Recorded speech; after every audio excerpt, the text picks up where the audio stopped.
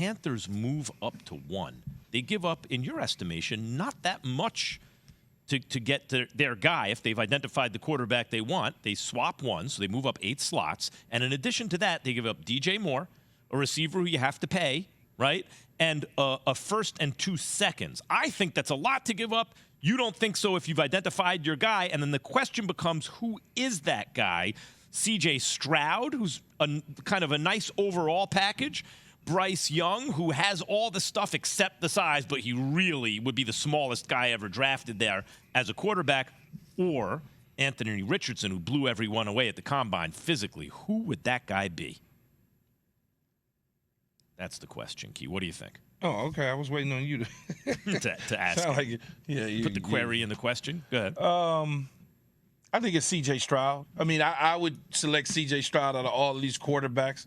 I don't need to move all the way up to get Anthony Richardson because I'm developing Anthony Richardson. We're talking about 3 years from now, 4 years from now, before he actually gets underneath the center. It's like a Jordan Love situation. I don't need to do that. C.J. Stroud, I could start him and start building with him over the next couple of years with a bunch of young talent because we're young, we're not ready to compete, although we may have an opportunity to compete in the division. All coaches like to compete, but realistically, they don't have enough. They won't have enough, I don't believe, to compete in the division with New Orleans now getting their quarterback in Carr. So it's a good move for CJ.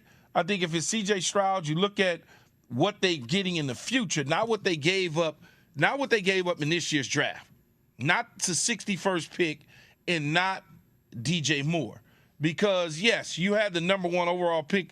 You still are picking in the first round, just 8 slots lower. You're still right there. You still could get one of the players that you covet outside of a quarterback position. If you're there and you don't need a quarterback, if you're Chicago, you still picking up at 9. You like, okay, I could get what I need there.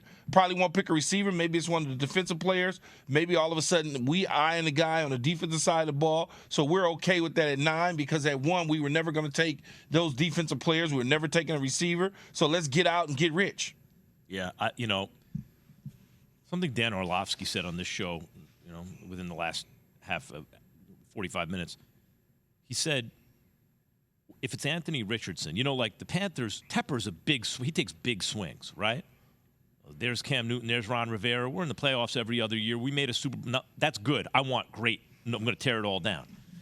Put all this draft capital in to move up, to identify that guy. Who is that guy? It happens relatively close to the Combine where Richardson showed out. Oh, my God, that's a specimen, right? Look at the arm. Look at the whole thing. I don't know about 3 or 4 years, Key. I could see maybe 2 or 3. Maybe it's 3. I think that would be on the outside if he stays healthy as a developmental player.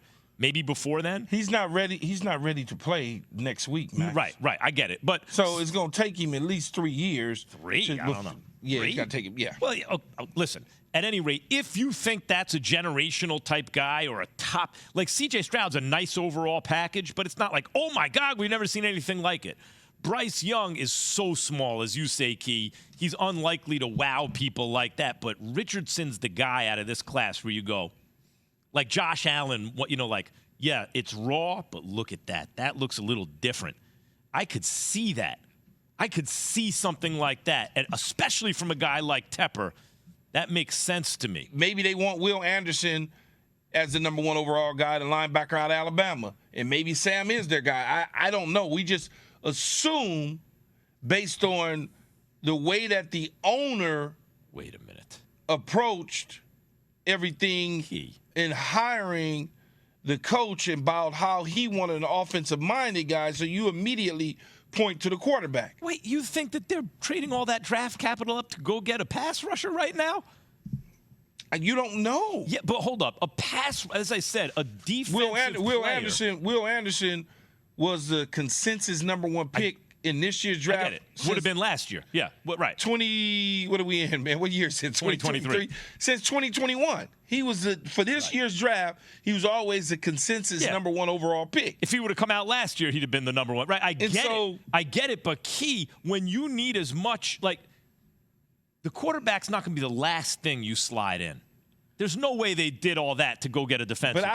I don't know personally how they feel about Sam Darnold. I'm just assuming based on moving up to the number 1 overall slot that they said to themselves, we're going to get a quarterback because the owner said that this league is about offense and quarterback. I want me an offensive-minded coach, so I'm hiring, instead of Steve Wilkes, I'm hiring this particular coach. But does that mean that Frank Reich and him say we're going to draft a quarterback, or does that mean Frank Reich and Coach Caldwell are going to fix Sam Darnold and design stuff around it? I don't know. I'm just having these conversations. If they don't draft a quarterback, that would rank among the biggest shocks in sports in the last 10 years. How so? Will Anderson is a top dude, man. Okay, let's see what happens. You want to make a bet? I'll give you odds. Will Anderson is a top guy. I'm not saying he's not. If they did do that, he ain't getting drafted 1 overall because they felt they couldn't get him at 9, and they decided to take him number 1 overall when he's been a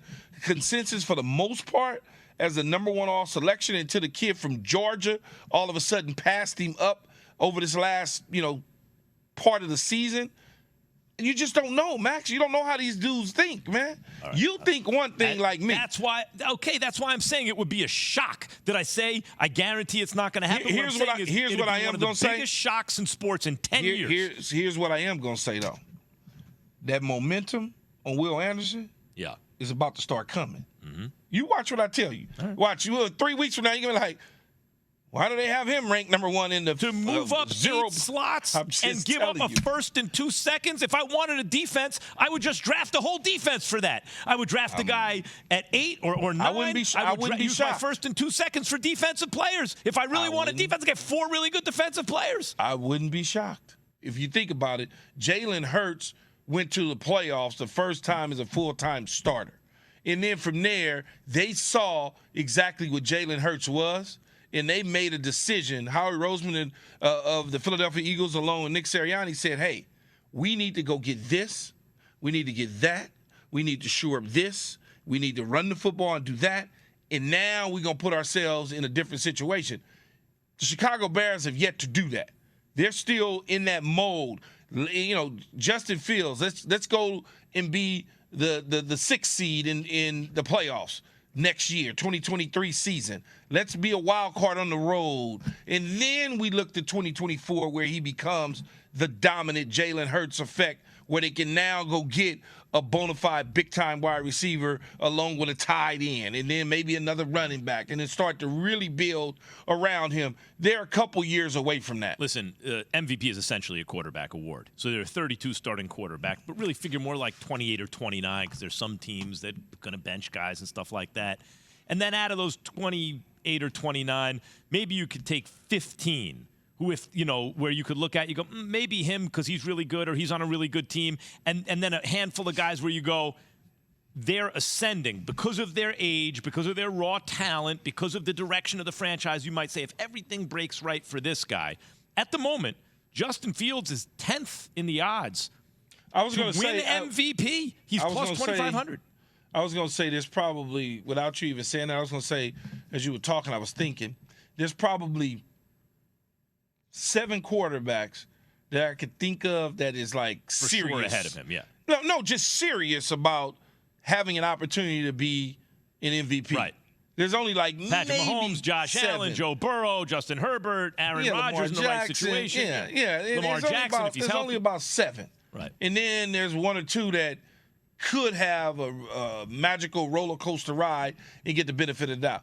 Kirk Cousins could play on his best career. They just ain't gonna do it. That's not. They just not. Right. He could throw for 6,500 yards and 50 touchdowns. For some reason, they'll be like, nah.